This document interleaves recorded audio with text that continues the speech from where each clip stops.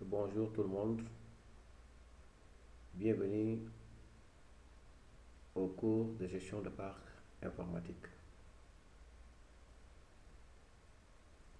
Aujourd'hui, notre vidéo porte sur la mise en place d'un serveur de GLPI. Comme je vous l'avais tantôt dit, pour mettre en place un serveur GLPI, on a besoin d'un certain nombre de logiciels. Donc,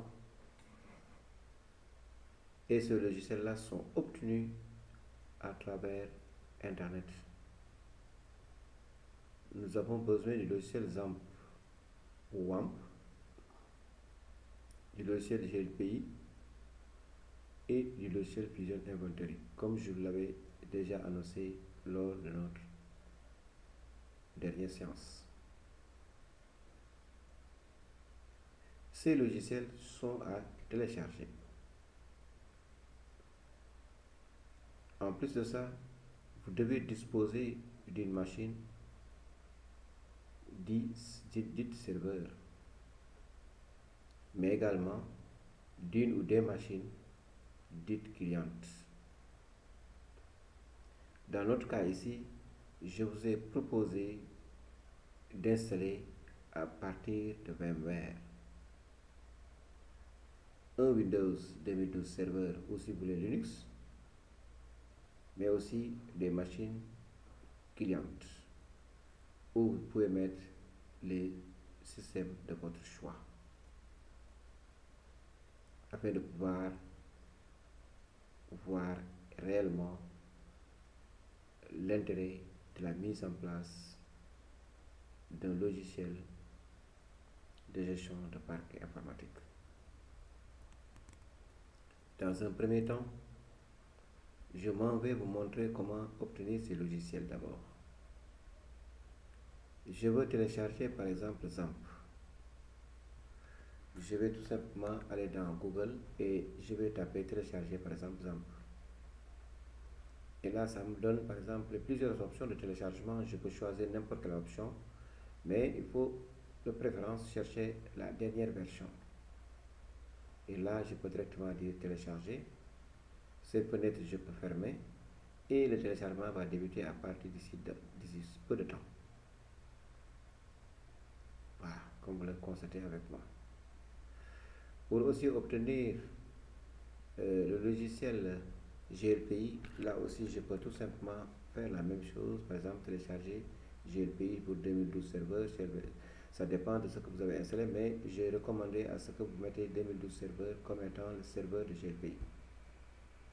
Là aussi je vais télécharger et je ferme cette fenêtre et le téléchargement va s'exécuter automatiquement.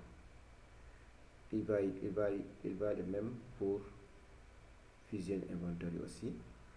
Donc télécharger Fusion Inventory. Là aussi, je peux faire la même chose et obtenir Fusion Inventory sans problème.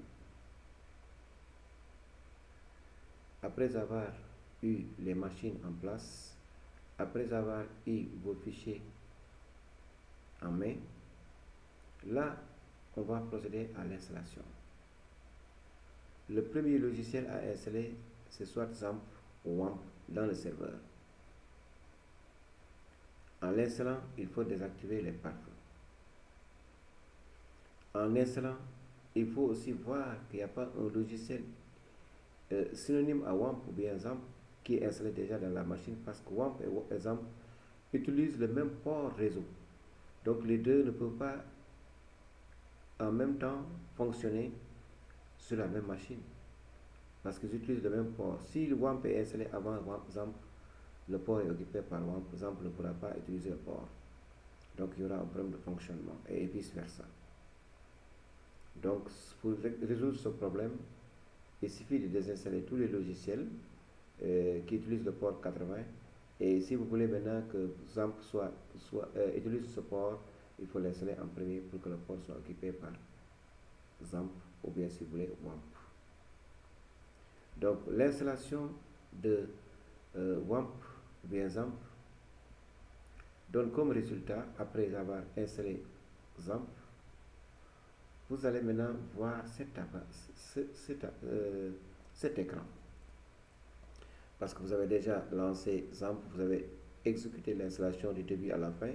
Il va vous laisser un raccourci au bureau. Quand vous l'exécutez maintenant, voilà ce que vous devez voir.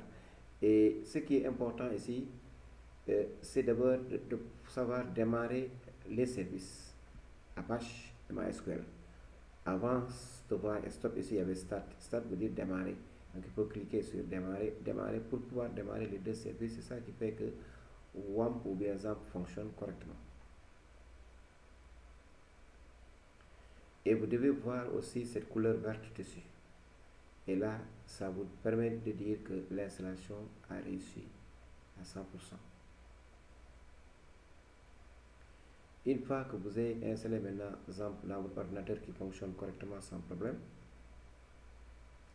on passe à l'installation de GLPI qui est différent, qui est installé différemment par rapport aux autres logiciels. Si vous voulez lancer GLPI, la première chose à remarquer est que vous avez téléchargé GLPI en format WinRAR, donc en format RAR. RAR, c'est le logiciel WinRAR qui l'ouvre. Donc votre machine doit installer WinRAR si vous voulez par exemple ouvrir ce logiciel. WinRAR est là, le logiciel WinRAR est là, donc c'est ça que vous devez d'abord installer si vous voulez lire le fichier RAR. Donc on va voir tout de suite GLPI, voilà GLPI est là. Donc GLPI 3.1, 9.31, donc prenez le plus récent. Et GLPI est compressé, donc on doit l'extraire. Et si on l'extrait, on doit récupérer les fichiers extraits et les copier à partir d'ici, par exemple, en passant dans le disque local C. Du disque local C, vous allez dans un dossier qui s'appelle ZAMP pour ceux qui ont installé ZAMP, mais WAMP pour ceux qui ont installé WAMP. Donc le dossier est là, j'exécute le dossier. Je dois aussi me retrouver sur un dossier qui s'appelle HTTDoc pour ceux qui ont installé ZAMP, mais 3W pour ceux qui ont installé WAMP. C'est là où on doit extraire les fichiers de GLPI afin de pouvoir les installer dans la machine. On va y aller ensemble. Donc ce que je venais de dire, c'est ceci. Donc il faut aller voir GLPI donc dans le téléchargement. Je vais prendre GLPI en tant que fichier compressé et là je l'exécute. Une fois exécuté, il va me demander de l'extraire. Et au lieu de l'extraire dans un autre dossier, alors que c'est prévu pour être extrait dans, ou bien c'est prévu pour être copié dans HTTDoc, je vais directement l'extraire vers HTTDoc. Donc je vais extraire vers. Extraire vers, je vais dans C, disque local C, et je vais aller dans ZAMP. Après ZAMP, je vais aller dans HTTDoc, qui est là. Et là, si je veux, je peux même ne pas cliquer sur HTTOC, mais si je veux, directement, je dis OK. Et là, les fichiers seront carrément extraits au niveau de HTTOC. Une fois que la copie est terminée, voilà ce que vous devez normalement aussi voir après cela. Et vous devez maintenant lancer la page web, une page internet, comme ici par exemple. Vous avez cette page, il y a localhost GLPI. Voilà ce que vous devez saisir pour avoir cet écran.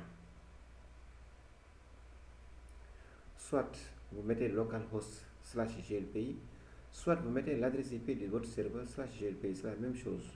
Soit aussi vous pouvez même mettre à la place de localhost, il y a une adresse IP qui peut remplacer localhost, c'est le 127.0.0.1. Ça aussi, ça peut jouer le rôle de localhost. C'est la même chose. Soit vous mettez localhost/GLPI, soit vous mettez 127.0.0.1/GLPI, soit vous utilisez l'adresse IP de votre machine serveur/GLPI. C'est la même chose. Et là, c'est directement, c'est ça qui va s'ouvrir devant vous. Et là, vous choisissez votre langue française. Et là, maintenant, vous suivez les instructions suivant jusqu'à la fin. Et là, vous allez réussir l'installation de GLPI. J'ai déjà posté un guide d'installation, soit de ZAMP jusqu'à GLPI. Même j'ai même mis Fusion Inventory, mais pour le moment, on ne parle pas de Fusion Inventory. Actuellement, on va essayer d'installer d'abord ZAMP et GLPI, parce que Fusion Inventory nous servira tout simplement à faire l'inventaire du parc. Et là, on n'en est pas encore là-bas. Donc, je veux que tout le monde essaye de réaliser l'installation, de mettre en place un serveur GLPI et aussi de mettre en place un client GLPI avant la prochaine vidéoconférence. Madame, mademoiselle, monsieur, merci de votre attention.